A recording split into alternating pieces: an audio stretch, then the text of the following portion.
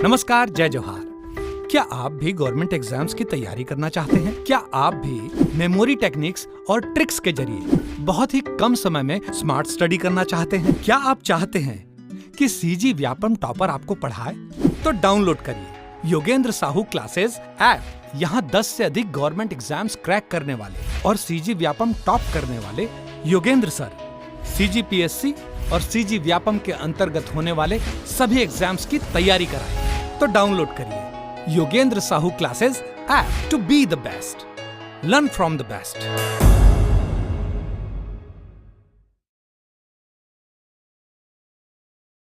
कोई भी सपना साकार करने के लिए सबसे जरूरी है सही कोच का होना। चुनिए Yogendra Sahu classes first rank को और करे अपने सीजी व्यापम सीजीपीएससी का सपना साकार। Download the app now.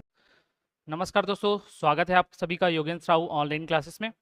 हमने जो मैथ्स की सीरीज शुरू की थी उसका अगला सेशन मैं लेके आपके सामने आया हूँ। इससे पहले 2 सेशन यूट्यूब पर अपलोड हो चुके हैं, उनको भी देखिएगा, बहुत ही ज़रूरी है। और ये आज जो हमारी टॉप 50 MCQ है मैथ्स का, उसका दूसरा पार्ट रिकॉर्ड हो रहा है। तो जिनको भी परेशानी थी, जो टेस्ट सीरीज़ में हमसे बोल रहे थे कि कुछ क्वेश्चन नहीं बन पा रहे हैं, तो उनके लिए हम लेकर आए हैं। और जो बाकी स्टूडेंट भी हैं, जो अगर महिला पर्यवेक्षक की तैयारी नहीं भी कर रहे हैं, तो मैथ्स तो सभी में कॉमन होता है, तो वो इन वीडियो को ज़रूर देखिएगा, वो आपको आगे लाभ पहुंचाएगा।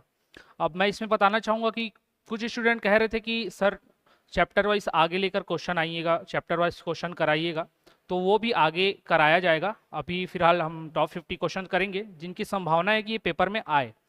और महिला पर्यवेक्षक के संदर्भ में मैं ये बताना चाहूँगा कि हमारे योगेंद्र साहू क्लासेस के द्वारा कोर्स लॉन्च किया गया है जो कि बहुत ही मिनिमम प्राइस पर है।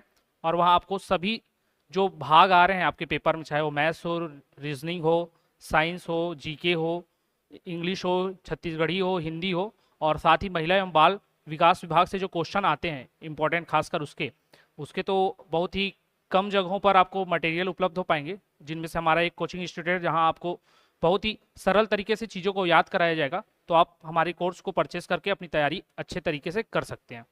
तो आगे बढ़ते हैं इस टेस्ट सीरीज़ के क्वेश्चन नंबर 13 से। इससे पहले वाले जो वीडियो रिकॉर्ड किया था उसमें 12 क्वेश्चन तक आपको समझाया हुआ था। आज 13वां नंबर के क्वेश्चन से आगे बढ़ेंगे, ठीक है। तो 13वां नंबर का क्वेश्चन कह क्या रहा है? कालीन बिछाने की लागत 10 रुपये वर्ग मीटर है। 10 मीटर, 20 मीटर और 20 मीटर भुजा वाले त्रिभुजाकार मैदान में, किसमें? त्रिभुजाकार मैदान में कालीन बिछाने की लागत ज्ञात करो। अब ये जो 10 रुपये बताया था वो क्या था? प्रति वर्ग मीटर का बताया था। और क्षेत्र कैसा है, मैदान कैसा है? त्रिभुजाकार है। तो मान लीजिए त्रिभुजाकार आपका मैदान हुआ, इसकी एक भुजा बोल दी 10, एक बोल दिया 20 और दूसरा भी बोल दिया 20। तो 3 भुजाएं बता दिए गए हैं। अब मैदान में कालीन बिछाने की लागत देखनी, तो मेरे को तो पहले इसका क्षेत्रफल पता होना चाहिए कि कितना क्षेत्रफल है। क्षेत्रफल पता होगा तब मैं बता पाऊंगा कि हाँ उसमें कितना एरिया में मुझे कालीन बिछाना है। और कालीन बिछाने का लागत प्रति वर्ग मीटर में दिया ही हुआ है। तो जब टोटल एरिया पता चल जाएगा तो उसको जो दिए गए मूल्य है उसमें मल्टीप्लाई करके हम एक्चुअल अमाउंट निकाल लेंगे। तो पहले तो त्रिभुज का आपको इसमें एरिया निकालना जरूरी है। अब एरिया के लिए अलग अलग त्रिभुज के लिए अलग अलग एरिया का सूत्र होता है। कॉमनली हाफ मतलब 1/2 गुना आधार गुना ऊंचाई, इससे भी निकाला जाता है। किसी किसी में हेरो का सूत्र लगता है, जैसे समद्विबाहु त्रिभुज हो गया तो वहाँ अलग सूत्र लगेगा, ठीक है। तो अलग अलग त्रिभुजों में क्षेत्रफल का सूत्र अलग अलग लगता है। यहाँ पर त्रिभुज के बारे में बताया नहीं गया है कि किस प्रकार का त्रिभुज है। और जब किस प्रकार का त्रिभुज है ये अगर नहीं बताया गया है तो केवल एक फॉर्मूला याद आता है और वो आपको याद करना होगा, वह है हेरो का सूत्र। वो क्या होता है? वो होता है क्षेत्रफल का सूत्र होता है उसमें S minus A, S minus B और S माइनस C, ये सारे ब्रैकेट रूट के अंदर रहेंगे, ठीक है। अब इसमें A तो पता है, A B और C क्या होंगी? तो ये भुजाएं होंगी। किसी को भी A B C आप मान सकते हैं, ये A B C आपकी भुजाएं होंगी किसकी? त्रिभुज की। अब ये S क्या होता है? तो ये S हमको निकालना होता है। ये S कैसे निकलता है? तो इसका खुद का एक सूत्र होता है S निकालने का। ये होता है तीनों भुजाओं का योग बटे 2, ABC/2, ठीक है। तो तीन भुजाएं क्या थी? 10 था प्लस 20 था प्लस 20 था बटे 2, टोटल होता है 50 50 बटे आप 2 करेंगे तो ये आ जाएगा 25। तो आपके s की वैल्यू क्या आ गई यहाँ से 25, तो यहाँ मैं लिख ले रहा हूँ s इक्वल टू 25, 25 आ गई। अब इसे ही इस फॉर्मूले में पुट करना है। ए बी सी की वैल्यू तो दी हुई है और s की वैल्यू हमने निकाल लिया है। तो अब देखते हैं, s यहाँ 25 है, यहाँ 25 माइनस ए करेंगे, माइनस मैंने ए मान लिया 10 को, जैसे लाइन से दिया है इसी के अंदर इसको ए बी और इसको सी मान लिया। फिर 25 माइनस 20, फिर 25 माइनस 20, ठीक। अब देखिए ये आगे नेक्स्ट स्टेप में जाएंगे तो 25 तो रहेगा अपने पास ही। अब ये जो ब्रैकेट है इसमें जब हमने घटाया तो कितना आया 15, जब यहाँ घटाया तो कितना आया 5, और सेम यहाँ पर भी कितना है, यहाँ दोनों में 5 आया, ठीक है। अब ये ब्रैकेट है, यहाँ से जो वर्ग के रूप में है वर्गमूल है, तो वर्गमूल है तो जो भी 2 का जोड़ी बनेगा वो बाहर निकल जाएगा। 2 का जोड़ी, तो यहाँ 2 का जोड़ी 5 का बन रहा है तो 5 बाहर निकल जाएगा। और ये 25 भी 5 का ही वर्ग होता है तो यहाँ से भी 5 निकल जाएगा। और अंदर में क्या बच गया आपका 15। तो आपका अगला स्टेप क्या हो गया 25√15। ये क्या था, तो ये क्षेत्रफल था। अभी तक हम क्या निकाल रहे थे, एरिया किसका, इस त्रिभुजाकार मैदान का। त्रिभुजाकार मैदान का एरिया निकल गया है 25√15, ठीक है। 25√15 निकला है।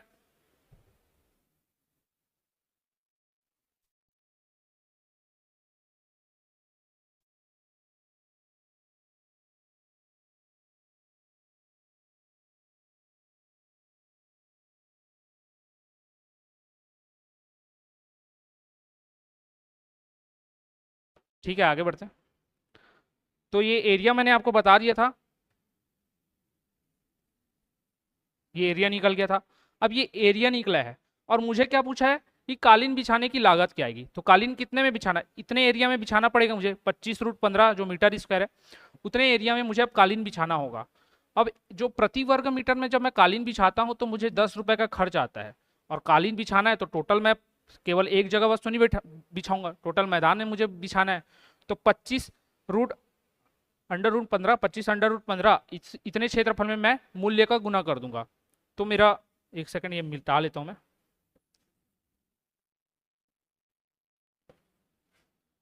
ठीक है। अब मूल्य मुझे चाहिए होगा अमाउंट, तो मैं क्या करूंगा, क्षेत्रफल जो दिया गया है उसमें प्रति वर्ग मीटर में जितना खर्चा आ रहा है उसको मल्टीप्लाई कर दूंगा। तो ये आपका हो जाएगा 250√15। इतना खर्च मुझे आएगा, इतना खर्च आया। ये किस में आया, तो आपके ऑप्शन बी में। तो आपका ऑप्शन बी सही हो जाएगा, ठीक है। चलिए आगे बढ़ते हैं। शायद ये अच्छे से समझ में आया हो आप सभी को, ऐसी आशा करता हूँ मैं। अगर कोई भी क्वेश्चन में आपको डाउट आता है तो आप हमें कमेंट करके बता दीजिएगा। ये लेक्चर जो अभी रिकॉर्ड हो रहे हैं इसके बाद एक और इसका पार्ट आएगा, तो मैं कोशिश करूँगा कि उसमें आप लोगों को जो भी आपका डाउट रहा हो उसे दूर करूँ। तो आप कमेंट जरूर करिएगा, कमेंट आपके ही लिए फ़ायदेमंद रहेगा, ताकि मुझे पता चल पाए कि आप लोगों को और किस प्रकार से मैं पढ़ा सकूं, आप लोगों की क्या डाउट रह गए हैं, और साथ ही किस तरीके से हमें अपने आप में इम्प्रूवमेंट करना है। तो कमेंट बिल्कुल करते रहिएगा। अब नेक्स्ट क्वेश्चन देखते हैं 14 नंबर का। इसमें बोला यदि 5 वस्तुओं का विक्रय मूल्य 6 वस्तुओं के क्रय मूल्य के समान है तो प्रत्येक वस्तु का कितना लाभ प्राप्त होगा, प्रत्येक वस्तु पर कितना लाभ प्राप्त होगा। अब ऐसे क्वेश्चन में क्या करना है, आपको एसपी और सीपी का अनुपात ले लेना है। एसपी और सीपी का जैसे ही आप अनुपात लेंगे और उसी अनुपातिक वैल्यू को आपको मानकर चलना है कि ये एक्चुअल वैल्यू है, और उस अनुपातिक वैल्यू में जितना % का कमी या वृद्धि होगा वही आपका एक्चुअल आंसर होता है, ठीक है। तो इस वाले में आपको ज़्यादा जो बेसिक से सीख कर नहीं आए हैं उनके लिए मैं बता रहा हूँ, जो बेसिक से सीख कर आए हैं उनको तो डायरेक्ट समझ में आ जाएगा कैसे करना है, ठीक है। मेथड यही है। जो बेसिक से सीख कर नहीं आए हैं, जिनको एकदम जीरो लेवल से समझना है, तो वो यही करना, क्वेश्चन देख के आपको घबराना नहीं है कि कुछ रुपए बताया नहीं गया है, कुछ बताया नहीं गया है, किसी का विक्रय मूल्य भी नहीं पता, क्रय मूल्य भी नहीं पता, कैसे हम लोग परसेंटेज निकालें।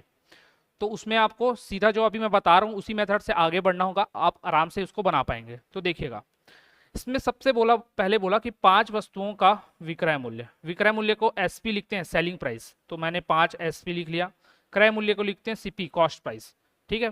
5 वस्तुओं का जो सेलिंग प्राइस है वो 6 वस्तुओं के कॉस्ट प्राइस मतलब क्रय मूल्य के बराबर है। बराबर बोला है, समान बोला है आपको, तो बराबर ले लिया मैंने। अब मैं क्या सीपी और एसपी का अनुपात लेने बोला मैंने, तो एसपी बटे मैं ले लेता हूँ सीपी, तो अंक को फिर उस साइड भेज दूंगा, तो 6 के बटे में क्या आ जाएगा 5। अब अनुपात का एक रूल होता है कि अनुपात अगर इस फॉर्मेट में रहता है अनुपात, तो उसके जस्ट सामने वाला ही उसका वैल्यू होता है। जस्ट सामने वाला वैल्यू होता है, तो एसपी की वैल्यू क्या हो जाएगी 6 और सीपी की वैल्यू क्या हो जाएगी 5। ठीक है, अब इतना पता चल गया एसपी और सीपी का मैंने क्या लिया, अनुपातिक वैल्यू कैसे निकला। अब बोला गया कितना परसेंट लाभ होता है। लाभ होता है मतलब वृद्धि हो रही है। ठीक है, तो इसमें परसेंटेज वृद्धि वाला जो फॉर्मूला लगता है वो हम लगाएंगे। अगर वहाँ कितना हानि हो रहा है बोलता है, तो परसेंटेज कमी वाला लगाते हैं। अब वो क्या फॉर्मूला होता है मैं बताता हूँ आपको। तो जब भी लाभ बोले या वृद्धि बोले, तो आपको दोनों का अंतर लेना है। दोनों में लाभ बोले या हानि बोले, वृद्धि बोले या कमी बोले, आपको दोनों का अंतर लेना होता है एसपी और सीपी का। तो अंतर कितना आया यहाँ पर, 1 आ रहा है, 6 और 5 है तो 1 आया। अब क्या बोला है लाभ। अब लाभ किस में होगा या वृद्धि किस में होगी, जो एक्चुअल प्राइस था उससे ज़्यादा में मैं बेच रहा हूँ। तो मैं जितने में खरीद के लाया हूँ, मान के चलो मैं 10 रुपये में खरीद के लाया हूँ और मैं 12 रुपये में बेच रहा हूँ, तो मुझे 2 रुपये की लाभ हो रही है। ये किससे बताया मैंने कि 10 के आधार पर बताया है। तो 10 के आधार पर बताया है मैंने, तो हमेशा वो 10 क्या था, मेरा कॉस्ट प्राइस था कि मैंने कितने में लाया था उसको और बेचा कितने में, वो 12 रुपये था। तो हमेशा आपका वृद्धि प्रतिशत और कमी प्रतिशत सीपी में ही निकलता है। सीपी में ही बताओगे कॉस्ट प्राइस, क्योंकि ये तो आप खरीद के लाए थे। जो खरीदने का पैसा है उसमें मैं बढ़ाकर कितना बेच रहा हूँ वो मेरा वृद्धि रहेगा। तो मैं कितने में लाया था, 5 में लाया था, तो मैंने लिख लिया 5 में, क्योंकि ये अनुपातिक वैल्यू इसी को आपको लेकर चलना है। अब परसेंटेज में पूछा है कि कितना प्रतिशत चाहिए। परसेंटेज में आपको ऑप्शंस भी दिख रहे हैं, तो परसेंटेज के लिए क्या करना है आपको, मल्टीप्लाई 100। ठीक है, अब यहाँ से डिवाइड कर लो, 5 दूनी 10 20, तो 20% का आपको लाभ होता है। मतलब ये जो भी व्यक्ति लाया होगा उसको 20% का लाभ होता है, तो ऑप्शन ए आपका सही हो जाएगा। अब ये तो नॉर्मल हुआ। अब जो पहले से सीखे होंगे उनको सामान्य तौर पर दिख रहा होगा, अगर पहले से सीखे हैं उनके लिए और थोड़ा सा बता देता हूँ। ये 5 वस्तु था और ये 6 वस्तु था। ठीक है, मतलब उसको एक वस्तु कम बेचने पर ज़्यादा लाभ मिल रहा है। कम बेच रहा है ना एक वस्तु और ज़्यादा लाभ कमा रहा था, तो डायरेक्ट आप इसी से निकाल सकते थे। 6 और 5 में अंतर 1 लेते, बटे 5 लेते, गुना 100 करते। ठीक है, तो ये जिनको आता होगा उनके लिए डायरेक्ट यहाँ से सीख सकते हो आप। ठीक, और जो नहीं आता होगा तो ये जो मैंने प्रोसेस बताई इसी से जाना, वो डायरेक्ट इतना एरिया आपका कम हो जाता है, क्वेश्चन देखते ही वो बन जाता है। तो वो आप प्रैक्टिस करेंगे, तो जिनको अभी नहीं आता है वो भी प्रैक्टिस करके डायरेक्ट यहाँ तक पहुँच सकते हैं, सीधा क्वेश्चन देखे और यहाँ पर। ठीक है, चलिए आगे बढ़ते हैं फिर नेक्स्ट क्वेश्चन में।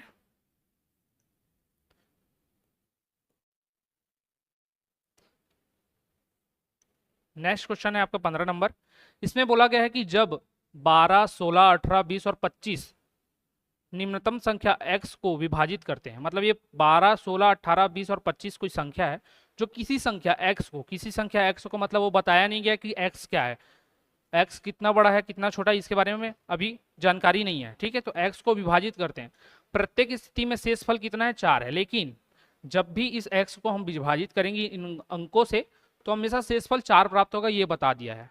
ठीक, लेकिन x 7 से विभाज्य है, लेकिन ये जो x है ये 7 से विभाज्य है। विभाज्य से मतलब पूरा पूरा भाग जाएगा, कोई भी शेषफल प्राप्त नहीं होगा। अब x में 1000वें स्थान पर कौन सा अंक है, 1000वें स्थान पर कौन सा अंक है, तो अभी देखते हैं हम लोग निकालेंगे जब, तो पता चलेगा कि 1000वें स्थान पर कौन सा है। पूरा x की बात नहीं की गई है, केवल 1000वें स्थान की बात की गई है।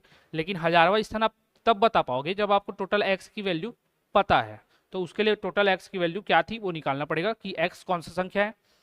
अब जब भी ऐसा क्वेश्चन आता है कि शेषफल 4 बच रहा हो, सभी को अंकों से भाग देने पर इसी संख्या को 5 बच रहा होगा, शेषफल 6 बच रहा होगा, तो शेषफल बच रहा है ना, ऐसे वाले क्वेश्चन में आपको सबसे पहले निकालना होता है लघुत्तम।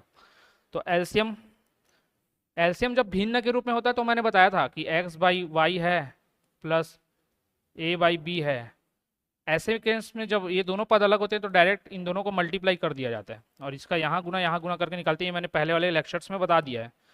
ठीक है, लेकिन जब अंकों का निकालना पड़े, सिंपल अंकों का, तो आपने बचपन में हो सकता है 5वीं 6वीं क्लास में पढ़ा होगा। तो इसमें क्या करते थे, यही पुराना मेथड, तो ये अप्लाई करिएगा। और जो एक्सपर्ट हैं उसके लिए अलग एक्सपर्ट वाला मेथड भी बता दूंगा ताकि उनका समय बचे। तो ये 2 से जाएगा, 2 छक्के 12, 2 अट्ठे 16, 2 नी 18, 2 दाम 20, ये 25 बच जाएगा। फिर इस तरीके से 2 से जाएगा, जो नहीं जाता उसको वैसा का वैसा ही लिखा जाता है।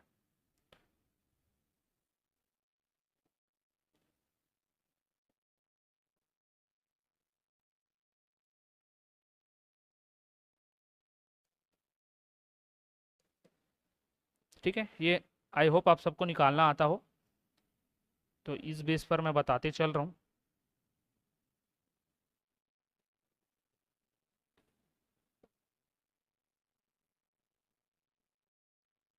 फिर ये 5 से जाएगा, एक आ गया है तो एक उतरते जाता है, ये एक बार में जाएगा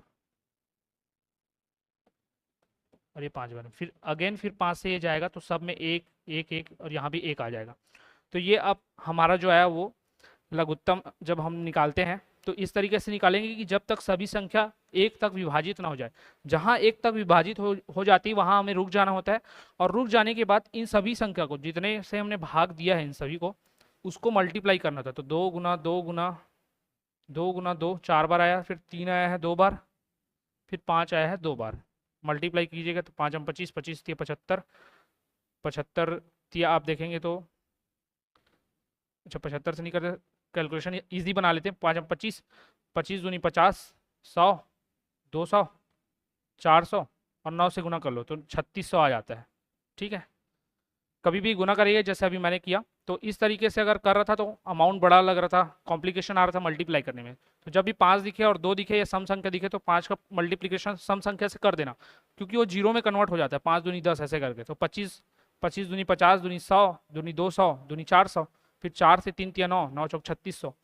अब ये आया 3600, ये क्या है, एलसीएम है। अब ये एलसीएम का ये तो ये एलसीएम ही एक्स होगा, ये एक्स जो है पूछा गया है वो या तो यही संख्या होगी या तो इसका गुणक होगा, मल्टीपल होगा। ठीक है, अब वो क्वेश्चन डिसाइड करेगा कि ये वही संख्या है या इसका मल्टीपल है। अब वो कैसे डिसाइड होगा, अब क्वेश्चन में तो बोल दिया था कि एक्स को विभाजित करते हैं, ठीक है, और शेष फल में 4 बचता है, तो जो भी बचता होगा ना उसको ऐड करेंगे अंत में। लेकिन कब करेंगे, अंत में ऐड करेंगे, अभी ऐड नहीं कर सकते उसको। अब देखते हैं, अब आगे क्वेश्चन में बोला था कि x में हजारवें स्थान पर कौन सा अंक होगा। अब शेष फल बचता है तो सबसे आखिरी में, तो शेष फल जो बचेगा वो सबसे आखिरी वाला अंक हो जाता है, मतलब सबसे आखिरी अंक में यहाँ जोड़ देते हैं। लेकिन हजारवें स्थान पर पूछा है तो हजारवें स्थान पर मैं देखता हूँ इकाई, दहाई, सैकड़ा, हजार। ठीक है,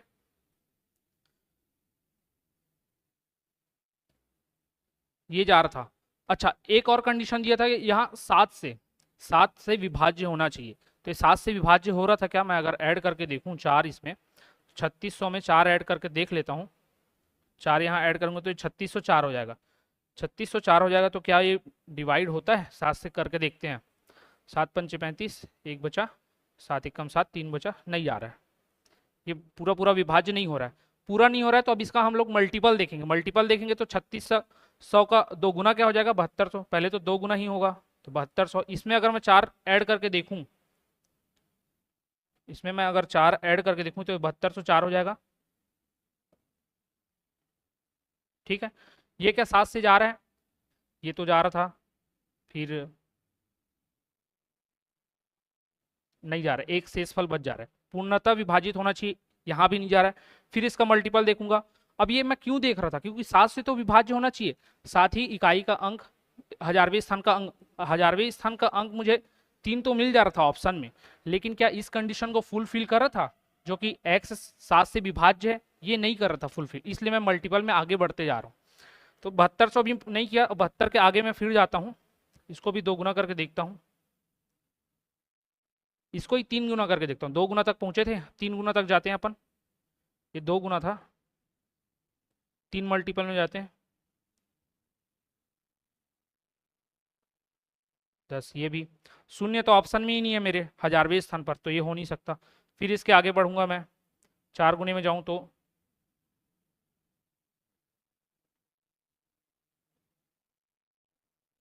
इस तरीके से, ये भी नहीं दिख रहा है। ठीक है,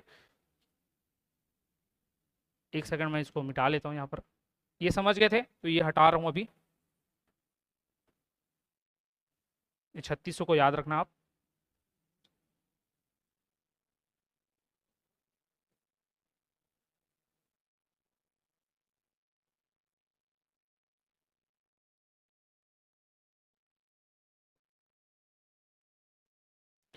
ठीक है, तो 3600 आया हुआ था एलसीएम।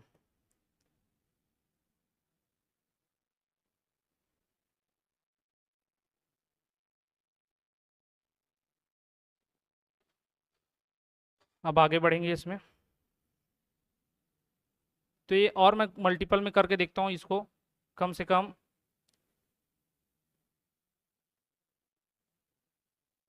6 बार करके देख लेता हूँ।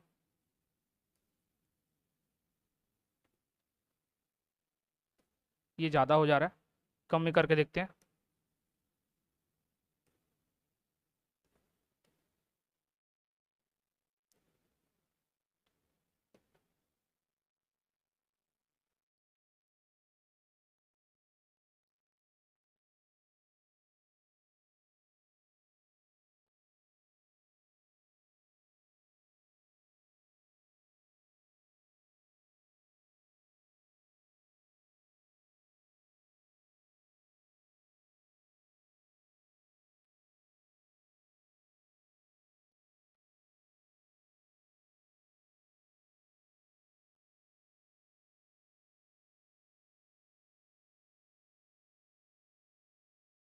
ये भी नहीं जा रहा है, तो इसी प्रकार से आगे हमको लगातार ये करके देखना होगा। तो ये मल्टीप्लिकेशन जितने बार हम करते जाएंगे, आगे बढ़ते जाएंगे, तो वो उतने बार में आगे धीरे धीरे बड़ा होते जाएगा। तो ये 1000 के स्थान पर ना कौन सी अंक आएगी वो देखेंगे। तो अब 3600 जो निकाले हैं हम लोग, इस 3600 का आप मल्टीप्लिकेशन देख के करके देखते जाइएगा। तो लगातार जो x है वो फिर ना जो मल्टीप्लिकेशन आएगा, जहां पर अभी आपको इकाई के अंक में वो क्या बोलते हैं शेषफल को जोड़ने के बाद भाग देने पर 7 से चले जाए और इकाई का अंक उसका जो सही रहेगा वो आपको आंसर ले लेना है। अभी थोड़ा सा मैं कैलकुलेशन आगे करते जाऊंगा, बढ़ाते जाऊंगा, तो थोड़ा सा समय हो जाएगा, इसलिए इसको आपके ऊपर छोड़ रहा हूँ, ये आप कंटिन्यू करिएगा। अगर नहीं बनेगा तो फिर अगले वीडियो में यहीं से हम कंटिन्यू कर लेंगे, ठीक है।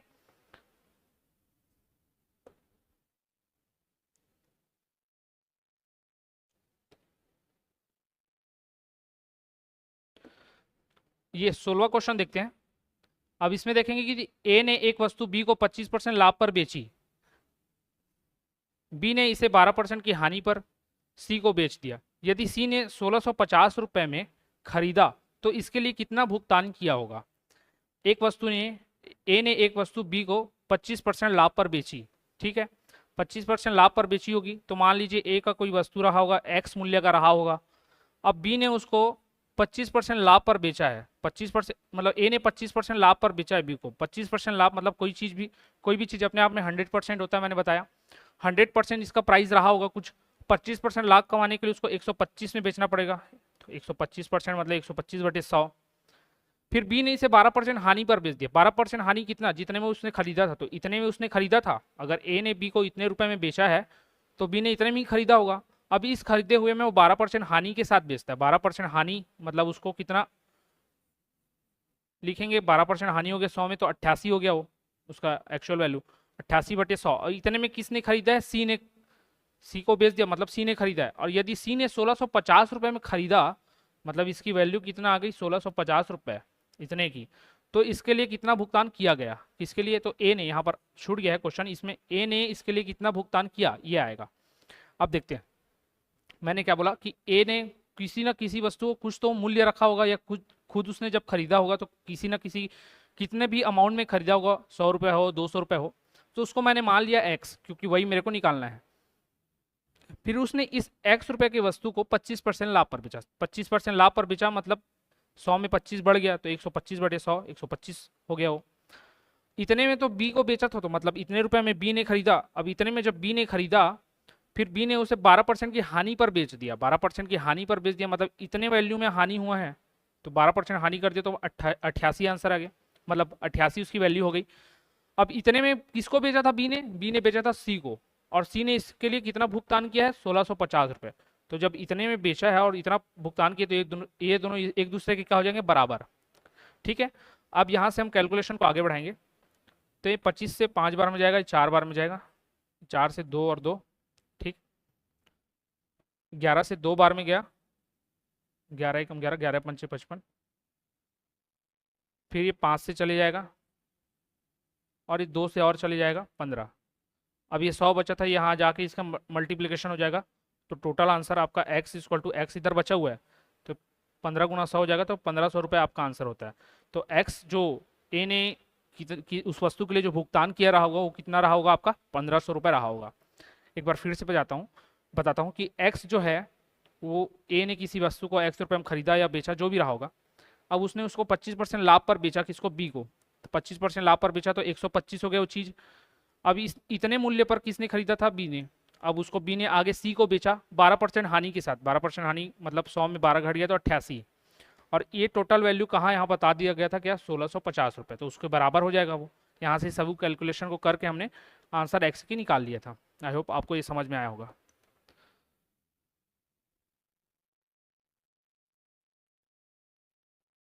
फिर देखते हैं 17वां क्वेश्चन। एक कस्बे की जनसंख्या जो है वो 5% प्रति वर्ष की दर से बढ़ रही है। 5% प्रति वर्ष की दर से बढ़ रही है। 2 वर्ष बाद इस आधार पर कस्बे की जनसंख्या क्या होगी यदि वर्तमान जनसंख्या 16,000 है। अब कोई कस्बा होगा जिसका वर्तमान जनसंख्या यहाँ बता दिया गया है कि 16,000 है, 16,000 है, और उसकी जनसंख्या 5% प्रति वर्ष बढ़ रही है, प्रति वर्ष बढ़ रही है। और कितने वर्षों बाद हमको निकालना है कैलकुलेशन, तो 2 वर्षों बाद निकालना है बोला है। तो 2 वर्ष तक 5% बढ़ेगा। तो ऐसे क्वेश्चन को हमेशा चक्रवृद्धि ब्याज का जो सूत्र रहता है, मिश्र धन निकालने का जो सूत्र होता है चक्रवृद्धि ब्याज का, उसके थ्रू बनाया जाता है। तो ये क्वेश्चन व्यापकों का फेवरेट है, इस प्रकार के क्वेश्चन आते रहते हैं। तो मिश्र धन का सूत्र क्या होता था, P इंटू 1 प्लस R/100 की पावर T। तो इसी सूत्र से जब भी जनसंख्या वाली बात आए तो इसी सूत्र से आपको आगे बढ़ना है। वर्तमान जनसंख्या की जो बात करेगा वो आपके पी की वैल्यू हो जाती है। दर तो आपको पता ही रहेगा, समय आपको दिया रहेगा, ठीक है। और जो निकालने बोला जाएगा वो आपके इसी वाले फॉर्मूले से निकल जाएगा। तो अब इसी फॉर्मूले में हम पुट करके देखते हैं सभी चीज़ों को। तो 16,000 रुपये, सॉरी 16,000 जो है जनसंख्या है एक कस्बे की, 5% की दर से बढ़ रही है। कितने वर्षों में, 2 वर्षों में। कितनी हो जाएगी ये पूछा तो 2 वहाँ लिख लिया मैंने। इसी फॉर्मूले से जाइएगा कौन से क्वेश्चन को, जनसंख्या वाले क्वेश्चन को, कि जनसंख्या कितनी बढ़ी, कितनी घट रही है, इतने वर्षों बाद कितनी हो जाएगी। तो यही फॉर्मूला आपको अप्लाई करना है। अब यहाँ से आगे सॉल्यूशन को बढ़ाते हैं। ये 20 बार में गया, और ये यहाँ से जब लेंगे तो ये 20 से कम 20, और यहाँ 1 बचा ना, तो ये 21 हो जाएगा का वर्ग, ठीक है। अब ये वर्ग ना लिख के इसको 2 बार लिख सकता हूँ मैं। वर्ग दिया मतलब किसी भी चीज़ को मैं कितने बार लिख सकता हूँ, 2 बार लिख सकता हूँ। तो मैंने 2 बार लिख दिया 21/20 को। अब यहाँ से काट देता हूँ मैं, 2 से ये जाएगा 8, फिर इस 2 से जाएगा 40, ठीक है। और 21 गुना 21 होता है अपने आप में 441, 21 का वर्ग, 21 गुना 21। अब इसको यहाँ मल्टीप्लाई कर लेंगे तो आंसर निकल जाएगा।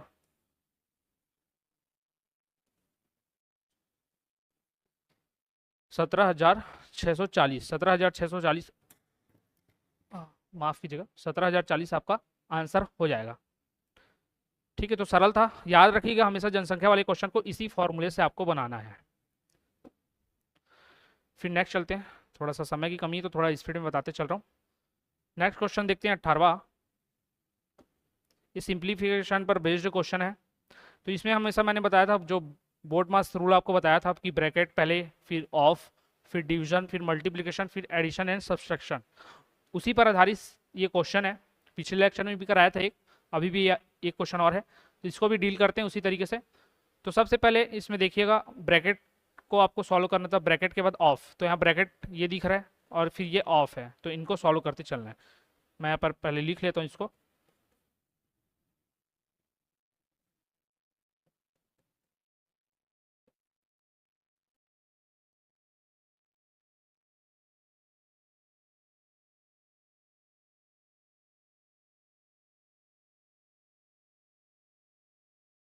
इस तरीके से ये दिया गया है। सबसे पहले ब्रैकेट सॉल्व होता है बोला, उसके बाद मैंने बताया ऑफ, ठीक है। तो ब्रैकेट को जब हम सॉल्व करते हैं तो यहाँ आप देखेंगे, इसको अलग से यहाँ पर बता रहा हूँ, 2/5 है माइनस 1/2 है। अब ये सॉल्यूशन करेंगे तो सबसे पहले आपको तो इसका लघुत्तम लेना पड़ेगा, एलसीएम, क्योंकि हर अलग अलग है। अगर सेम रहता तो सेम उतार देते, अलग अलग है तो दोनों अपने आपस में मल्टीप्लिकेशन हो जाते हैं। तो 5 दूनी 10 ये आ जाएगा। ये 2 बार में गया था, 2 का मल्टीप्लिकेशन कर दिया 4, प्लस ये 2 से ये 5 बार में जाएगा तो यहाँ 5 का गुना कर दिया। और कौन सा चिन्ह है, माइनस का चिन्ह है। हाँ, चिन्ह का ध्यान रखिएगा आप कि कौन सा चिन्ह आ रहा है, तो माइनस का चिन्ह था यहाँ तो माइनस ले लिया, और ये 5, यह आया आपका -1/10। ठीक है, तो यहाँ पर आप -1/10 लिख सकते हैं, तो मैं भी यहाँ पर -1/10 ले लेता हूँ। अब ये ब्रैकेट ओपन हुआ, तो ब्रैकेट ओपन हुआ तो कौन से रूप में था, यहाँ सामने प्लस नहीं लगा ना माइनस नहीं लगा, क्या है, तो ये गुना के रूप में रहता है। जब भी ब्रैकेट ओपन होता है तो गुना के रूप में रहता है, तो क्या हो जाएगा, गुना -1/10। अब ये ऑफ को कैसे सॉल्व करते हैं, तो ऑफ के लिए मैंने बताया था कि गुने का चिन्ह लगता है, तो गुना लग जाएगा यहाँ पर भी, तो मल्टीप्लिकेशन का साइन लगा दिए यहाँ पर। ठीक है, अब यहाँ से सॉल्व करेंगे। अब सबसे पहले ये ऑफ यहाँ का था तो ये सॉल्व होगा, फिर ये सॉल्व होगा, और फिर दोनों आपस में माइनस होंगे। तो इसका सॉल्यूशन क्या होगा, 3 और 3 कैंसिल हो जाएगा, 4 से 3 बार में 12 जाएगा, सेम 4 और 4 कैंसिल हो जाएगा, तो यहाँ 3 बचा और यहाँ 3 और बटे में 5। ठीक है, और ये आगे जब मल्टीप्लाई हो रहा है तो माइनस और प्लस है, तो माइनस और प्लस जो आपस में जब गुना होते हैं तो माइनस का चिन्ह लगता है, तो ये 1/3 यहाँ माइनस हो जाएगा, और ये 1/40। सेम यहाँ 3 और ये माइनस का चिन्ह तो था, और 3/5। जब ये आगे बढ़ेंगे तो आपका एलसीएम आ जाएगा 120, अलग अलग थे तो 4 × 12 120, ये 40 बार में जाएगा तो 40 - 3। यहाँ गए तो यहाँ कुछ नहीं मतलब 5, एक कुछ नहीं मतलब 1 है, एलसीएम 5 आएगा, 5 × 15 -3। अब ये आगे देखेंगे तो जो तीसरा पद है वो तीसरे पद से कैंसिल होता है, और जो चौथा पद है वो दूसरे पद से आपस में कट सकते हैं। अगर वो आपको समझ में नहीं आ रहा तो इधर मैं आपको बता देता हूँ। अब यहाँ ये घट गया तो कितना हो जाएगा, 37 बटे में 120, पूरे के बटे में क्या है 12/5, 12/5। अब इसको कैसे लिख सकते हैं आगे, तो 37 120, ये पद ऊपर जाने पर पलटी हो जाता है, तो 5/12। ये एक रूल है मैथ्स का कि जब जो दूसरा पद है वो तीसरा पद से गुना होगा और जो चौथा पद है वो पहले पद से गुना होगा, तो चौथा पद पहले से गुना होने चले जाते हैं और दूसरा और तीसरा आपस में हो जाता है, तो दूसरा और तीसरा यहाँ लिख लिया, इसलिए इसको पलटी करके लिखने से थोड़ा आसानी होता है, तो हमने कर लिया। अब यहाँ पर देखते हैं तो ये 5 से ही जा रहा है बस। ठीक,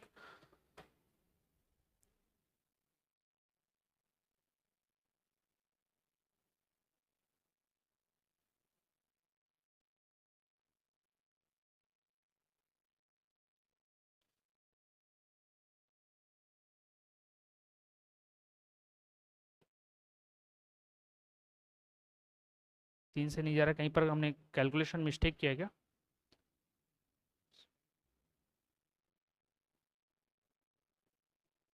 अच्छा,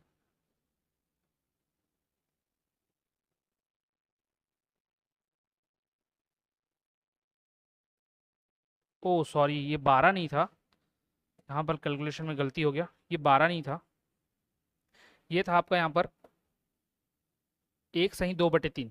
तो ये 1/2/3 को मैं यहाँ कहाँ क्या लिख सकता था, इस 1/2/3 को मैं लिख सकता था, यहाँ बता देता हूँ आपको, 1/2/3 है तो इसको मैं लिख सकता था 3, 3 एकम 3 और 2 5, ये आपस में जुड़ जाता है। जबकि सही वाले क्वेश्चन को हम सही सॉल्व करते हैं तो इसका यहाँ मल्टीप्लिकेशन हो जाता है और इसके साथ ऐड हो जाता है, तो ये और ये गुना हो गए, 3 एकम 3 और इसके साथ जुड़ गए तो 5, तो 5/3 ये आता, इसलिए सॉल्यूशन थोड़ा सा मिस्टेक आ रहा था, तो यहाँ मैं 5/3 ले लेता हूँ डायरेक्ट।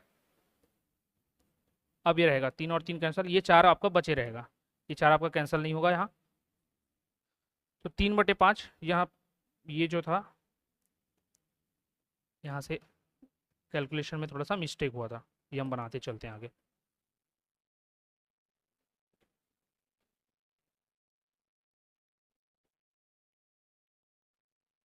क्योंकि ये कैसे मालूम चला कि कैलकुलेशन में मिस्टेक कैसे है, क्योंकि हर वाला वैल्यू मेरा आ ही नहीं रहा था किसी में भी, अंश तो मिल जा रहा था मुझे 37, लेकिन हर वाला वैल्यू नहीं मिल रहा था, इस वजह से हम इसको सुधार पाए, नहीं तो यहाँ भाई गलत हो सकता था। ठीक, अब ये देखें, ये 5/4 बचा था, ये 5 और ये 4 माइनस ये 3/5 तो बचा ही था।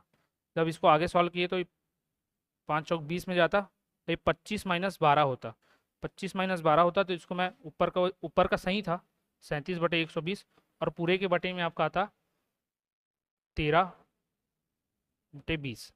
तो मैंने बताया कि नीचे का पद आपस में कैंसिल हो जाता है, पहला और तीसरा और दूसरा और चौथा। तो इसको मैं इस तरीके से लिख सकता हूँ,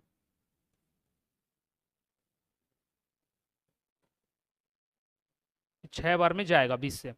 अब ये आगे क्या हो जाएगा, 37 और 13 छक्के 78 होता है। तो ये था हमारा राइट आंसर। ये कौन से वाले ऑप्शन में, आपके ऑप्शन नंबर ए में है, तो ये सही हो गया। आगे वाले क्वेश्चन में चलते हैं। अब ये क्वेश्चन देखिए, रवि प्रत्येक महीने अपने वेतन का 20% भोजन पर, अपने वेतन का 20% भोजन पर, 25% घर किराए पर, 15% शिक्षा, 30% अन्य खर्चों पर खर्च करता है। साथ ही बाकी जो बचा इसमें से वो बचत भी करता है। यदि उसका मासिक वेतन 10,000 रुपये है तो उसकी मासिक बचत क्या होगी, रुपयों में हमें बताना है। तो कोई भी व्यक्ति यहाँ पर उसका मासिक वेतन 10,000 रुपये बता दिया गया। 10,000 रुपया उसके लिए क्या होगा, 100% होगा।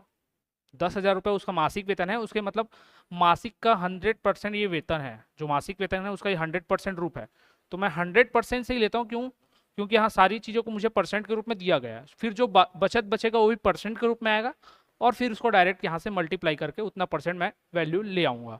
ठीक है, तो 100% है 10,000, रवि के वेतन का 100% कितना है, 10,000, तो इसको मैं 100% मान लिया। अब इसमें से वो क्या करता है, 20% भोजन पर खर्च कर देता है, इसी में से 25% घर किराए में दे देता है, इसी 100 में से 15% शिक्षा पर और 30% अन्य खर्चों पर देता है। तो बचेगा कितना, ये माइनस वाले एक साथ ऐड हो जाएंगे।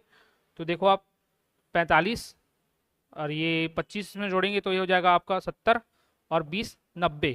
तो 100 में से 90 गए तो 10% ही वो बचत कर पाता है, 10% ही बस बचत कर पाता है। 10% किसका बचत करता है, अपने मासिक वेतन का। उसका मासिक वेतन क्या था, 10,000 रुपये। 10,000 रुपये का 10% 1,000 रुपये आपका आंसर हो जाता है। तो 1,000 ऑप्शन नंबर डी यहाँ दिया है वो होगा सही। ये आपका ऑप्शन नंबर डी ये सही है। ये थोड़ा छुप गया है, फिर से मैं आपको बताना चाहूँगा। आंसर तो हट गया, सॉल्यूशन भी हट गया। तो मैंने क्या किया था, कुछ नहीं।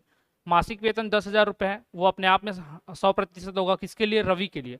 और उसी 100% में से 20% भोजन पर खर्च कर दिया। 20% जब भोजन पर खर्च कर दिया तो कितना बचा, 80% ही बच पाया। अब उसी 80 में से 25% और काट दो आप, जो घर किराए पर देता है। तो 80 में से 25 चले गए तो 65 बचा, सॉरी 55 बचा। उसी 55% में से 15% शिक्षा पर निकल गए तो 40 बचा, और उसी 40 में से 30% वो अन्य खर्चों पर भी देता है। तो 10% ही मेरे पास बचता था कुल मिला, तो वही मुझे निकालना था। अभी इस प्रकार के क्वेश्चन में एक नया, ये तो सिंपल था, इसमें एक और टाइप का क्वेश्चन आता है कि ये तो बताएगा कि लाइन से बता दिया कि टोटल 100% में से ये खर्च हुआ। एक क्वेश्चन रहेगा नए दूसरे टाइप का, उसमें बोलेगा कि अपने मासिक वेतन में से 25% 20% भोजन पर किया, फिर शेष बचे पैसे में से 25% घर पर देता है, फिर शेष बचे में से 15% शिक्षा, और उसमें से भी शेष बचे में से 30% अन्य खर्चों पर। तो वो शेष वाले को कैसे सॉल्व करना होता है, एक बार आपको डेमो दे देता हूँ। अगर उस प्रकार के क्वेश्चन आएंगे तो हम सॉल्व कर लेंगे। तो उसके लिए क्या करना होगा, जैसे अभी मैंने 100 माना, तो वैसे ही वहां पर भी आपको मान के चलना होता है कि 20% 100 में से, तो वो मान के चलो 100 जो है वो एक है, एक को ही 100 ले सकते हैं, 100 को ही एक ले सकते हैं। 100% अगर मैं लिखूं तो 100 कैंसिल हो जाएगा ना, नीचे में 100% लिखते हैं 20%, तो ये क्या लिखते हैं हम लोग, 20/100 ही लिखते हैं। तो मैं अगर 100% लिखूं तो क्या लिखूंगा, 100/100। तो 100 कैंसिल हुआ तो एक ही बचा, इसलिए मैं एक ले सकता हूँ। अब अगर वो शेष बचे वाला क्वेश्चन पूछता मुझे कि शेष बचे वाले में क्या कॉन्सेप्ट लागू होता है, वो मैं बताना चाह रहा हूँ आपको। तो उसमें लागू होता कॉन्सेप्ट कि एक, इसमें से उसने 20% खर्च कर दिया, इसमें से 20% खर्च कर दिया, इसमें से 20% खर्च कर दिया। अब इसमें से यहाँ जो आएगा, जो भी यहाँ पर वैल्यू आएगी, इसमें से मतलब यहाँ से जो बच जाएगा वो शेष रहेगा ना। इस शेष बचे में से 25% वो खत्म करता है, मतलब आगे खर्च करता है। तो यहाँ से जो आएगा सॉल्यूशन उसका 25%, तो उसका मैं 25% घटाता। ठीक है, इसी तरीके से आगे जो भी पूछा जाता वो हम लोग कैलकुलेट करते हैं। ठीक, तो ये इस तरीके से आप उनको भी डील कर सकते हो, जो शेष बचे वाले क्वेश्चन आएंगे उनको भी। चलिए आगे बढ़ते हैं नेक्स्ट क्वेश्चन में। तो ये 20वां है, 20वां क्वेश्चन हम देखते हैं। ये बोला ए बी और सी किसी वृत्त जिसकी परिधि 600 मीटर है का चक्कर 150, 120 और 100 मीटर प्रति मिनट, यूनिट पर ध्यान दीजिएगा, 100 मीटर प्रति मिनट की गति से लगाते हैं। तीनों एक साथ एक ही दिशा में चलना शुरू करते हैं। तो तीनों पहली बार कब एक साथ फिर से साथ होंगे? मतलब ये कोई वृत्ताकार पथ रहा होगा जिसकी परिधि बोल दी गई है 600 है, और यहाँ पर से वो स्टार्टिंग पॉइंट है, वो लोग चलना शुरू किए और वापस यहीं पर आकर मिलेंगे। एक ही डायरेक्शन में सभी के सभी जा रहे हैं, ठीक है। अब सभी की गति अलग अलग है, किसी एक की 150 मीटर प्रति मिनट है, एक की 120 है और एक की 100 है। ए बी सी तीन लोगों को बता दिया गया है, इतने इतने समय में वो लोग जाते हैं। अब इसमें बोला गया कि एक साथ शुरू तो करते हैं एक ही दिशा की ओर चलना, लेकिन यहाँ से शुरू करने के बाद अब सबकी गति अलग है, तो कोई आगे चलेगा, कोई पीछे चलेगा, कोई और उससे पीछे चलेगा। लेकिन एक टाइम के बाद जब ऐसा टाइम आएगा जब वो सर्कल को लगातार वो सर्कल में राउंड मारते रहेंगे कि एक टाइम के बाद वो फिर तीनों एक साथ एक ही लाइन पे आ जाएंगे, एक ही समय पर एक जगह ऐसे आ जाएंगे। जैसे यहाँ पर से शुरू किए चलना, ए बी सी तीनों साइड में थे, अब सबकी स्पीड अलग अलग होने की वजह से थोड़ा आगे पीछे रहेंगे, लेकिन एक टाइम के बाद ये फिर से वापस किसी भी स्थान पर, जरूरी नहीं यहीं, यहाँ भी आ सकते हैं बराबर में, यहाँ भी आ सकते हैं, तो एक जगह वो बराबर पर आएंगे। उसी को पूछा है कि कितना मिनट बाद आएंगे करके, कितने मिनट बाद आएंगे उसको देखते हैं।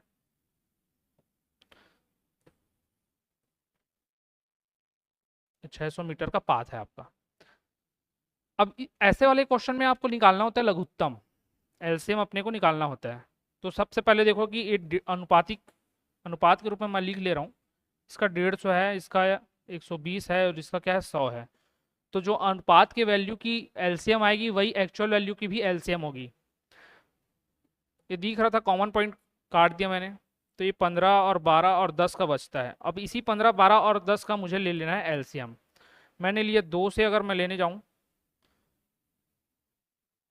2 से लेने जाऊंगा तो थोड़ा सा टाइम हो रहा है, तो मैं डायरेक्ट बड़े अंकों से लेता हूँ। ये 4 से डिवाइड हो रहा था, अच्छा 2 से करना ही पड़ेगा, ठीक है 2 से ही चलते हैं।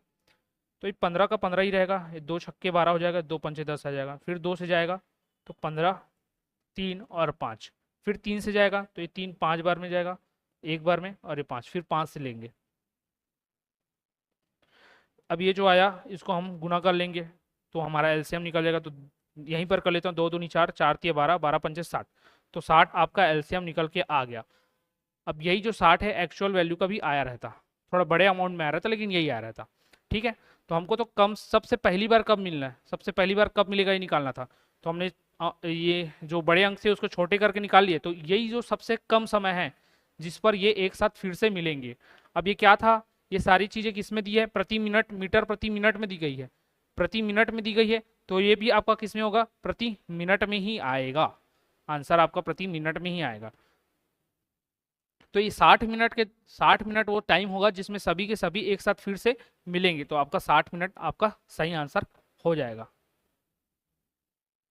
60 मिनट बाद, प्रति मिनट में इतने इतने दूरी तय करते थे, वो 60 मिनट बाद फिर से इतनी ही दूरी पर मिल जाएंगे। आई होप समझ में आया होगा आप सभी को। मैं रिपीट नहीं कर पा रहा हूँ, थोड़ा सा समय की कमी है, इस वजह से थोड़ा आगे बढ़ते जा रहा हूँ, इसीलिए उस वाले क्वेश्चन को आपको मैंने छोड़ दिया था कि आप कैलकुलेट करके निकालिएगा। एक टाइम के बाद वो जब ऐसा आ जाएगा, जो 3600 वाला एलसीएम वाला था, कि वो आपको 4 ऐड करने के बाद 7 से भी विभाज्य जाएगा और आपके इकाई का अंक भी निकल जाएगा। फिर इसमें देखते हैं 21वां में, सिया के पास 270 सिक्के हैं, 270 सिक्के हैं, 5 रुपए के सिक्कों की संख्या जो है 2 रुपए के सिक्कों की संख्या की 2 गुनी है, 1 रुपए के सिक्के की संख्या 2 रुपए के सिक्कों की संख्या की 3/2 गुना है। तो कुल कितनी राशि है उसके बाद, तो 270 सिक्कों की संख्या दे दी गई है और सभी जितने जितने रुपए के सिक्के हैं उसका बता दिया गया है एक दूसरे के साथ रिलेशन। तो हम निकाल लेते हैं। पहला लाइन आप देखना कि 5 रुपए के सिक्के की संख्या, मैंने 5 रुपए के सिक्के मान लिया x 5 रुपए के सिक्के को माना है, इसकी जो संख्या है वो 2 रुपए के सिक्के को मैंने मान लिया y, इसकी संख्या की 2 गुनी है। तो बोला ना 5 रुपए की सिक्का जो जिसको मैंने माना था यहाँ पर x, वो 2 रुपए के सिक्का जिसको मैंने माना था y के सिक्कों की संख्या की कितनी है, 2 गुनी है, तो 2 गुनी ले लिया मैंने। तो यहाँ से मैं अगर x बटे वाई करूँ तो ये वैल्यू क्या हो जाएगी, 2/1 हो जाएगी, 2 यहाँ रुका है कुछ नहीं, मतलब 1 है करके, और मैंने अनुपात वाले में बताया कि इस प्रकार का दिखे तो उसके आमने सामने का वैल्यू ही एक दूसरे का वैल्यू होता है। ये हुआ। अगले लाइन में बोला कि 1 रुपए के सिक्के की संख्या, 1 रुपए को मैंने मान लिया जेड, 1 रुपए के सिक्के की संख्या को मैंने मान लिया जेड, वो 2 रुपए के सिक्के की संख्या जिसको मैंने माना था वाई की संख्या का 3/2 गुना है। फिर यहाँ से भी मैंने जेड बाई वाई कर लिया 3/2। फिर ये इनके भी एक दूसरे के सामने वाली वैल्यू इसकी वैल्यू हो जाएगी। अब ये अलग अलग दिया, एक्स वाई दिया है, जेड वाई दिया है, मुझे एक अनुपात में लाना होगा। तो अनुपात के क्वेश्चन इस तरीके के भी पूछेगा जाते हैं, आपको 3-4 अनुपात दे दिए जाएंगे, ए अनुपात बी अनुपात सी अनुपात डी अनुपात ई, और सभी का पूछेगा ए अनुपात बी अनुपात सी अनुपात डी अनुपात ई बताइए। तो उसमें कैसे सॉल्व करते हैं, तो यही नियम लागू होगा जो भी मैं बता रहा हूँ, ठीक है। तो यहाँ से आपके 2 क्वेश्चन क्लियर हो जाएंगे।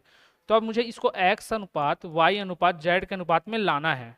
तो इस फॉर्म में तो मुझे मिला नहीं है, सबकी अलग अलग वैल्यू मिली। तो इसको लिए क्या करते हैं, एक्स अनुपात वाई और वाई अनुपात जेड, इस तरीके का आपको पैटर्न में लिखना होगा। इस पैटर्न में लिखेंगे तो सबसे पहले क्या मिलेगा मुझे, एक्स अनुपात वाई क्या हो जाएगा 2:1, और वाई अनुपात जेड क्या हो जाएगा 3:, ये तो 3:2 था, वो जेड अनुपात वाई था, पलटूंगा वाई अनुपात जेड तो क्या हो जाएगा 2/3 नहीं हो जाएगा, 2:3। तो ये हो जाएगा आपका 2:3। इसी फॉर्म में मैंने लिख दिया वाई को एक जगह। अब ये दोनों बराबर हैं क्या, 1 और 2 आपस में बराबर हैं क्या, नहीं है। अगर 2 यहाँ भी 2 होता, यहाँ भी 2 होता, तो मैं डायरेक्ट लिख सकता था 2:2:3। लेकिन जब भी संख्या यहाँ पर अलग हो, अनुपात की वैल्यू अलग हो, तो इसको इस वाले 2 को इन दोनों में गुना करना और इस वाले 1 को इन दोनों में गुना करना। तो जब मैं 2 को गुना करता हूँ तो ये हो जाता है 4, यहाँ गुना करता हूँ तो 2, ठीक। अब इस 1 को 2 को गुना करूंगा तो ये भी क्या हो जाएगा 2, और यहाँ करूंगा तो 3। अब ये बराबर हो गए। अब ये मैंने बराबर कर लिया, तब मैं इसका वैल्यू लिख सकता हूँ क्या 4:2:3। तो ये आपका सिक्कों का अनुपात मुझे मिल जाएगा। अब सिक्कों का अनुपात मिल गया, क्वेश्चन यहाँ अभी कंप्लीट नहीं हुआ है, सिक्कों का अनुपात मिल गया। उसके बाद मैं क्या कर सकता हूँ कि पर्टिकुलर जो 5 रुपए 2 रुपए और 1 रुपए के सिक्के हैं वो कितने हैं वो निकाल लूंगा, वो निकल जाएगा। तो उनकी अपने खुद के रुपए की संख्या से गुना करने के बाद मेरे को कितनी राशि है वो मिल जाएगी। अब इसके लिए ना आपको एक चीज दिया होगा, या तो मूल्य का टोटल मूल्य कितना है बोलेगा सिक्कों का, या तो टोटल सिक्कों की संख्या कितनी है। तो 2 तरीके से बनते हैं, जब मूल्यों का आपको जब मूल्य दिया हो सिक्कों का और जब सिक्कों की संख्या दी हो, तो 2 तरीके से बनते हैं। यहाँ हमें सिक्कों की संख्या दी हुई है तो हम उस तरीके से इसको बनाएंगे। अब सिक्कों की संख्या यहाँ दी गई है 270, ये मैं हटा ले रहा हूँ, ठीक है, और ये वाला पोर्शन मिटा दे रहा हूँ। कैसे किया आपने देख लेना, अगर नहीं लिखे होगे अपने नोट्स अगर प्रिपेयर कर रहे होगे तो पीछे करके वीडियो को और पॉज करके लिख लीजिएगा। अब 270 सिक्के दिए गए हैं और मुझे सिक्कों का अनुपात क्या प्राप्त हुआ है 4:2:3। तो इसी अनुपातिक वैल्यू को से यहाँ डिवाइड करूंगा तो 1 अनुपात का वैल्यू मिलेगा, और जब 1 अनुपात का वैल्यू मिल जाएगा तो इन सभी में अलग अलग गुना करके मैं टोटल सिक्के निकाल लूंगा, एक्स का कितना है, वाई का कितना है, जेड का कितना है। यहाँ एक्स 5 रुपये को दर्शाता है, वाई 2 रुपये का और जेड 1 रुपये को, क्योंकि मैंने वैसा माना हुआ है, तो पता चल जाएगा। तो टोटल 4 2 6 और 3 9 होता है, ठीक है। तो टोटल 30 मिलता है मुझे, 1 अनुपात की वैल्यू 30 मिलती है। जब टोटल अनुपात को जोड़कर कुल से डिवाइड करते हैं तो 1 अनुपात की वैल्यू आती है। 1 अनुपात की वैल्यू मिल गई। अब इस 1 अनुपात की वैल्यू को यहाँ एक्स वाई जेड में रख दूंगा, तो ये एक्स वाई जेड की टोटल वैल्यू निकल जाएगी, एक्स वाई और जेड की। तो एक्स में रखूंगा तो 4 × 12 हो जाएगा ये, तो 120। वाई में रखूंगा तो 4 दूनी 8 हो जाएगा, मतलब ये 80 सिक्के हैं। और जेड में रखूंगा तो 3 × 9 हो जाएगा, मतलब 90 सिक्के हैं। ये टोटल सिक्कों की संख्या आ गई अलग अलग। और ऐड करके देख लीजिएगा 270 ही आएगा। अगर 270 नहीं आ रहा मतलब क्वेश्चन गलत हमने बनाया होगा।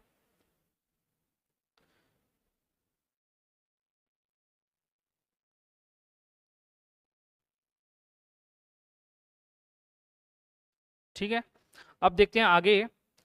तो इसमें हम देखेंगे आगे।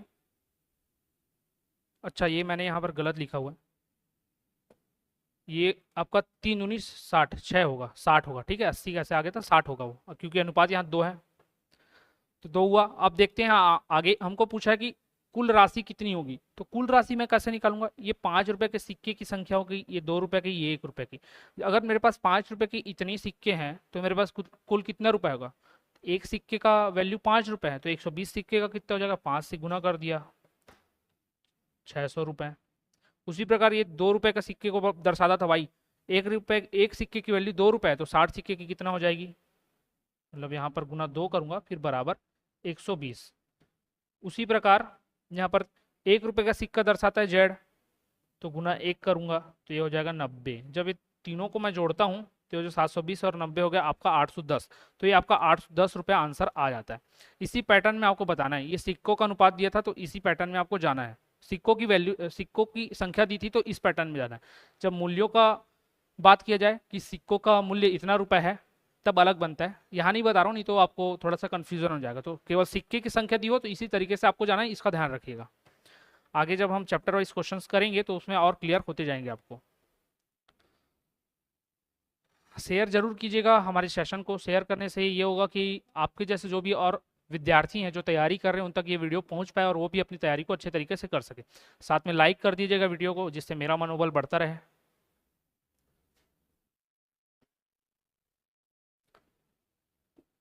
इस क्वेश्चन को देते हैं। इसमें बोला गया 3 संख्या है जो कि भिन्न के रूप में दिया है, इसे अवरोही क्रम में दर्शाओ।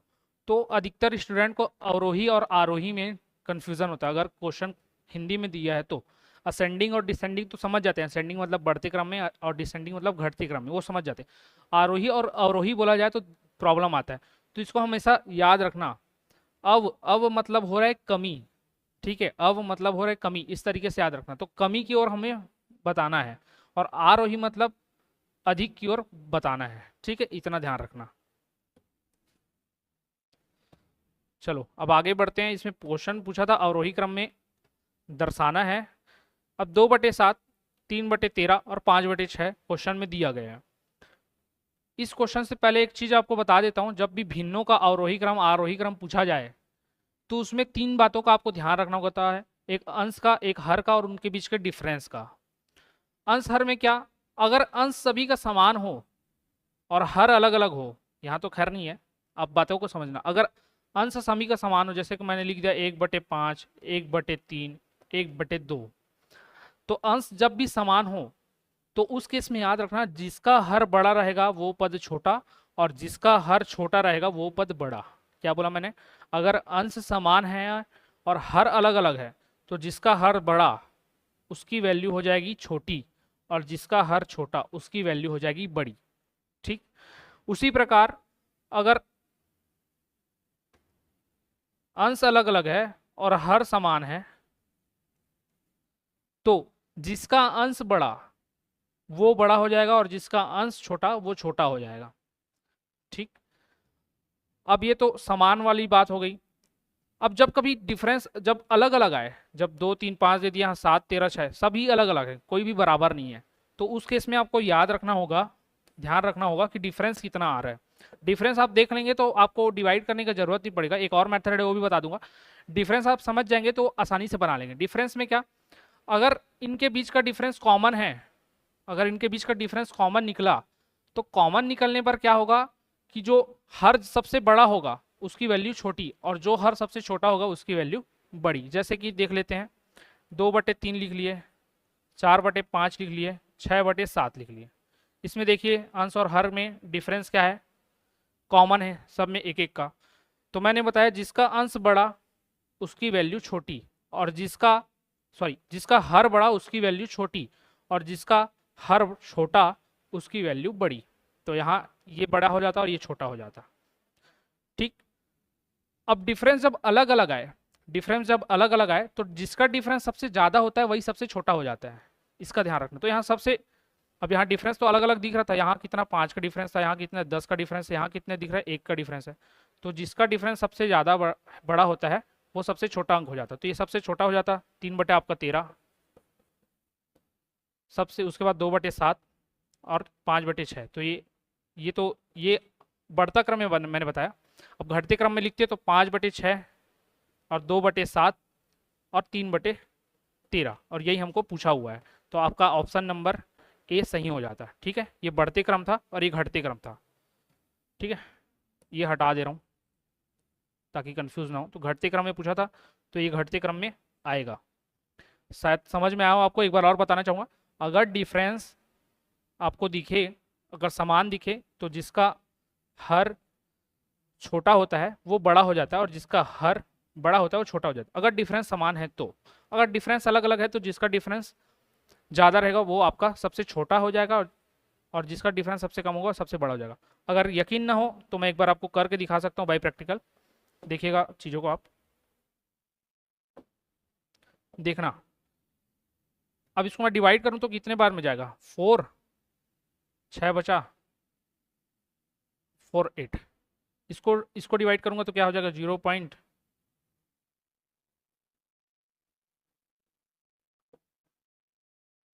13 दूनी 26, 6 बचता 13 चौक 52, ठीक है। यहाँ करता तो क्या आता 0.8, इस तरीके से आता, सॉरी 7 जाता ना, 8 जाता, 6 48, 0.8 आता तो सबसे बड़ा वही हो जाता। फिर देखो ये बड़ा है, फिर ये है, तो ये इसका था, इसका था, इसका था। तो इसीलिए मैंने आपको कॉन्सेप्ट बता दिया कि डिफरेंस देखने वाला आप देखेंगे तो आपसे तुरंत ही बन जाएगा, हाँ आपको डिवाइड करने की आवश्यकता नहीं पड़ेगी। तो इस बात का ध्यान रखिएगा, उसी को पढ़ते जो कॉन्सेप्ट बताया हूँ उसी को लिख लेना कहीं पर और उसी के बेस पर आप पढ़ना। अगला क्वेश्चन देखते हैं 23वां। तो इसमें बोला गया यदि संख्या 32x y 66 99 से विभाज्य है तब x प्लस वाई का न्यूनतम मान ज्ञात करो। अब ये विभाज्य का आपको नियम याद रखना पड़ेगा, ये 2 से लेकर 11 तक का एक नियम होता है जिसमें 2 से विभाज्य होने वाली संख्या को कैसे ज्ञात कर सकते हैं, 3 से कैसे, 4 से कैसे, 5 से, ऐसी 11 तक। तो कितनी भी बड़ी से बड़ी संख्या दे उसको आप तोड़ के देखिएगा, ये किसका गुणनफल दिख रहा है आपको, 9 और 11 का गुणनफल दिख रहा है। तो मतलब ये इस पद से ये पद क्या है, विभाज्य है बोला है, विभाज्य मतलब पूरा पूरा भाग जा रहा है, कोई भी शेष फल नहीं बच रहा है। तो ये इसका जो भी गुणनफल होगा उससे भी पूरा पूरा जाएगा, मतलब 99 का जो गुणनफल होगा, गुणनखंड होगा, गुणनखंड क्या होगा 9 और 11 होगा, तो इसके गुणनखंड से भी पूरा पूरा जाएगा, मतलब 9 से भी पूरा भाग जाएगा और 11 से भी। अगर 9 और 11 से पूरा भाग जा रहा है तो मुझे एक्स वाई की वैल्यू निकालने के लिए इसको अप्लाई करना पड़ेगा। कैसे कि 9 से भाग जा रहा है तो 9 से भाग जाने का नियम है, नियम क्या है, आप सभी अंकों को जोड़ो और सभी अंकों का योग अगर 9 से भाग जा रहा है तो ये पद भी 9 से भाग जाएगा। चेक कर सकते हैं इस तरीके से। और 11 से चेक करने के लिए क्या है, तो अल्टरनेट अंक मतलब 32 हो गया, एक्स वाई हो गया, और 66 अल्टरनेट अंक, इसका योग प्लस इसका योग प्लस इसका योग माइनस इसका योग इससे फिर इससे। तो हम करके देखते हैं, 3 + x + 6, और दूसरा क्रम क्या रहेगा अपना 2 + y + 6।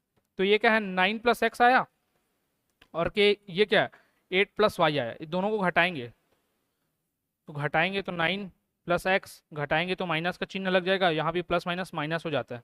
ध्यान रखिएगा एक रूल होता है मैथ्स में, एक रूल होता है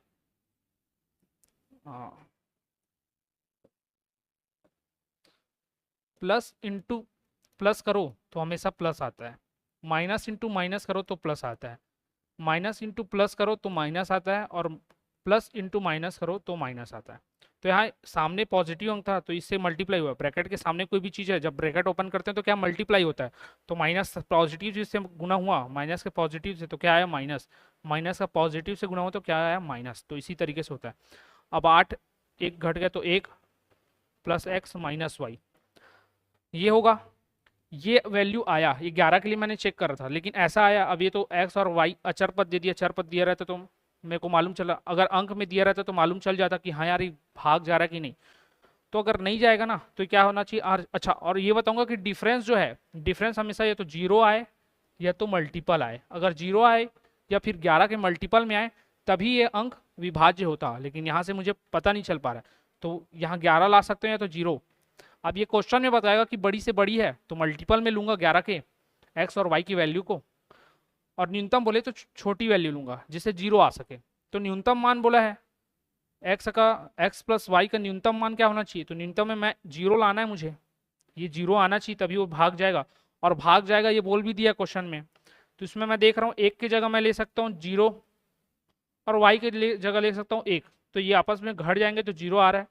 तो हो सकता है कि x की वैल्यू 0 हो और y की वैल्यू 1 हो, ये हो सकता है। अब ये कहाँ से सेटिस्फाइड होगा, जब 9 के लिए मैं यहाँ पर वैल्यू पुट करता हूँ, 9 के लिए जब मैं यहाँ वैल्यू पुट करता हूँ 32, x की जगह 0 y की जगह 1 और 66, और मैं इनको योग करके देखता हूँ 3 2 5 और 1 6, 6 6 12, 6 3 18, टोटल योग आ रहा है 18, और ये 9 से विभाज्य है।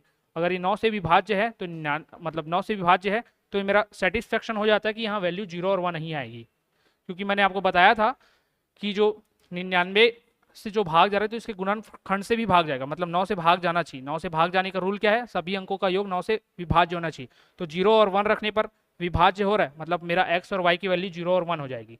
अब ये आंसर आया कि नहीं आया, पूछा क्या गया है x प्लस वाई क्या होना चाहिए न्यूनतम मान। तो x की वैल्यू तो 0 है, y की वैल्यू 1 है, तो टोटल ऐड करने पर 1 आना चाहिए। ऑप्शन ए आपका राइट आंसर यहाँ से हो जाएगा। ठीक है, तो इस वीडियो को इसको देखिएगा, इस प्रकार के क्वेश्चन आपके आते हैं। ये भाज्य और विभाज्य के क्वेश्चन कहीं ना कहीं आपको देखने को जरूर मिलेगा, तो इसको बहुत अच्छे से पढ़िएगा। अब ये अच्छा क्वेश्चन है कि चाय और कॉफी के मूल्यों का अनुपात, चाय और कॉफी के मूल्यों का अनुपात 3:5 दिया गया है। एक परिवार द्वारा खपत की गई मात्रा का अनुपात 5:7 है। चाय और कॉफी पर व्यय का अनुपात क्या होगा। अब मूल्यों का अनुपात दे दिया, मैं यहाँ चाय ले लेता हूँ और यहाँ ले लेता हूँ कॉफी, अनुपातिक 3:5 ही दे दिया गया था। ये किसका दिया, मूल्यों का दिया है, ये मूल्य है। बोला गया खपत कितना होता है, तो खपत होता है 5:7 में। अब बताइए, अगर चाय के लिए 5 के रेशियो में खपत कर रहे हैं और 7 कॉफी के लिए 7 के रेशियो में खपत कर रहे हैं, तो उसका व्यय कितना होगा। व्यय कैसे मालूम चलेगा, जब मुझे मूल्य दिया गया और मैं कितना उसको खरीद के लाता हूँ। मान के चलो चीनी 10 रुपए का था पर केजी और मैं 5 किलो लेके आया, तो मतलब मेरा खपत कितना हुआ, मल्टीप्लाई कर दिए 10 गुना 5 50, तो 50 रुपए का मैंने व्यय किया है। वही यहाँ पर दिया, मुझे मूल्य बता दिया गया था और खपत कितना कर रहा हूँ ये भी। तो मैं जब इनका मल्टीप्लिकेशन कर दूंगा तो मुझे पता चल जाएगा कि मैं कितने रुपए का व्यय करता हूँ। अब अनुपातिक वैल्यू दी गई है तो मेरा आंसर भी किस में आएगा, अनुपातिक में। तो मैं मल्टीप्लाई कर देता हूँ 3/5 जो है उसको 5/7 से, तो जब करूँगा तो ये 5 और 5 आपस में कैंसिल हो जाएंगे और 3/7 ही बचेगा। तो यही मेरा व्यय हो जाएगा, मतलब मैं चाय पर 3 का खर्च करता हूँ और कॉफ़ी पर 7 का खर्च करता हूँ अनुपातिक वैल्यू में। तो 3:7 आपका राइट आंसर होगा। ठीक है, क्वेश्चन देखने में थोड़ा सा अटपटा या घुमाने लायक लगता है, लेकिन ये बहुत ईजी होता है। इस प्रकार के क्वेश्चन आपको ध्यान में रखना इसे। फिर नेक्स्ट देखते हैं।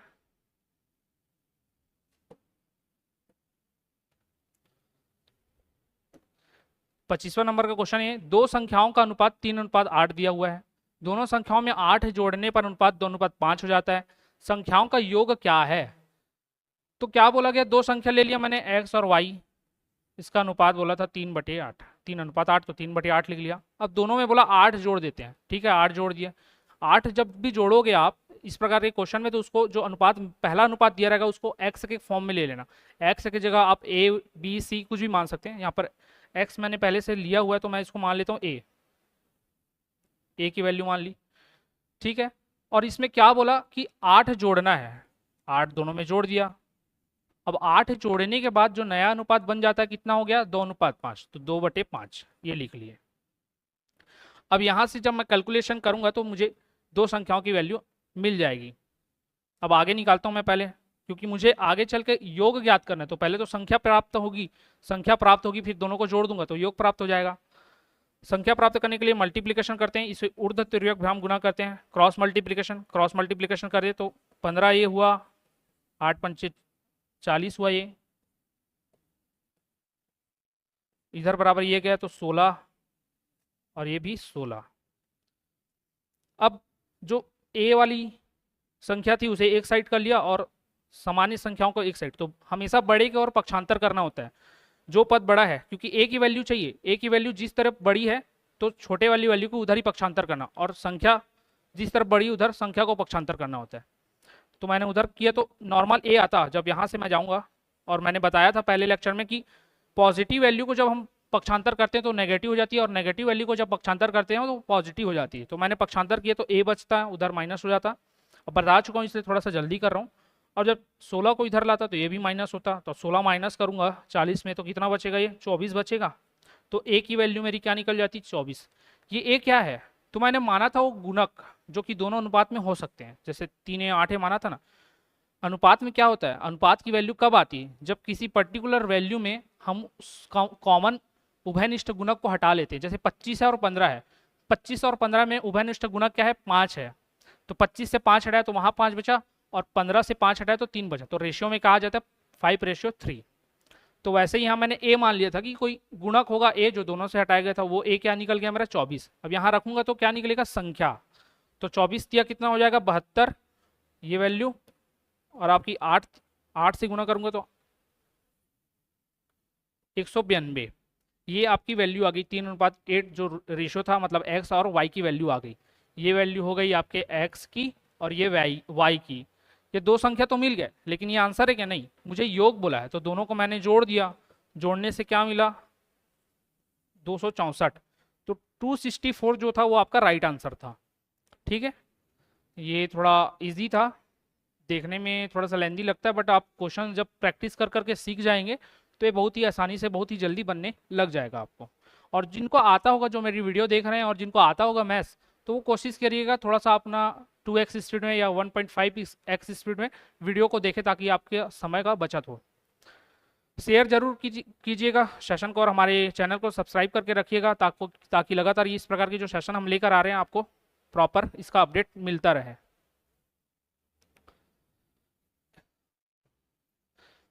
26वां क्वेश्चन देखते हैं।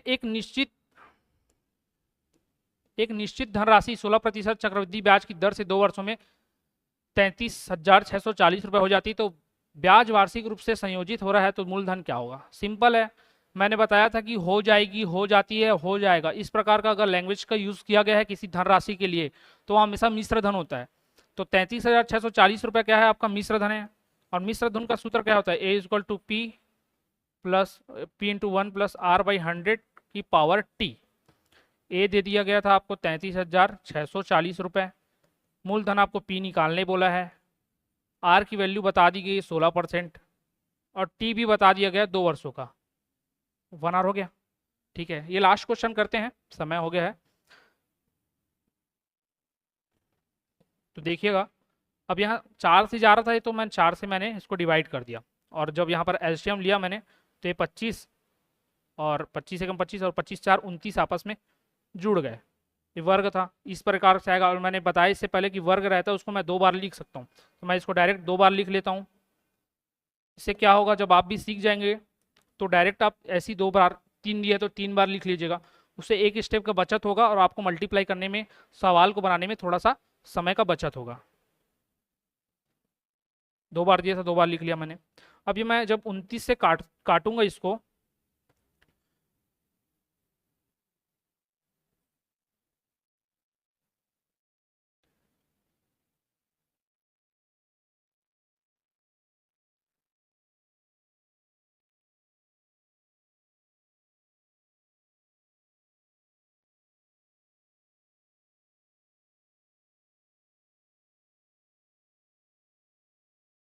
तकरीबन 40 बार में जाता है। एक बार में जब काटूंगा तो 1160 रुपये, 1160 कुछ वैल्यू आती है, और दोबारा काटने से 40 वैल्यू आ रही है। आप देख सकते हैं 4 बार में जाता है, 4 नहीं 36 का 86 3, 4 दूनी 8 और 3 11, तो 40 आती है। और ये 25 नीचे में थे, तो ये टोटल एक दूसरे का मल्टीप्लिकेशन कितने हो जाता है, 625 होता है। तो 40 गुना 625 कर सकते हैं, और ये जब गुना करूंगा तो जीरो ले लेना आखिरी में, 4 5 20 का 0 2, 4 दूनी 8 2 10 का 0 हासिल आई 1, 4 6 का 24 और 25, तो ये लगभग 25,000 रुपये की वैल्यू आती है, जो आपका क्या है, पी है। पी है मतलब क्या है, मूलधन है। तो ये पूछा गया था, तो ऑप्शन भी आपका सही होता है। तो जब भी चक्रवृद्धि ब्याज की दर में हो जाएगा वाला क्वेश्चन दिए या लैंग्वेज का प्रयोग किया जाए, तो हमेशा मिश्र धन आपको सूत्र लगाना होगा। ठीक है, आई होप आपको आज के जो नेक्स्ट 13 क्वेश्चन थे वो समझ में आए होंगे, और जो मैंने एलसीएम वाला बोला था उसको एक बार मल्टीप्लिकेशन करके देखिएगा कि किस प्रकार से आएंगे, और शेषफल जोड़ते जाइएगा, एक ना एक स्टेज पर आकर वो आगे मिल जाएगा। टाइम की कमी है, इस वजह से मैंने वहाँ ज़्यादा समय नहीं दिया उस क्वेश्चन को। ठीक है, अगर नहीं आएगा फिर भी तो कमेंट करके बताइएगा, उसको आगे नेक्स्ट वीडियो में समझा दूंगा। इस वीडियो में इतना ही, धन्यवाद।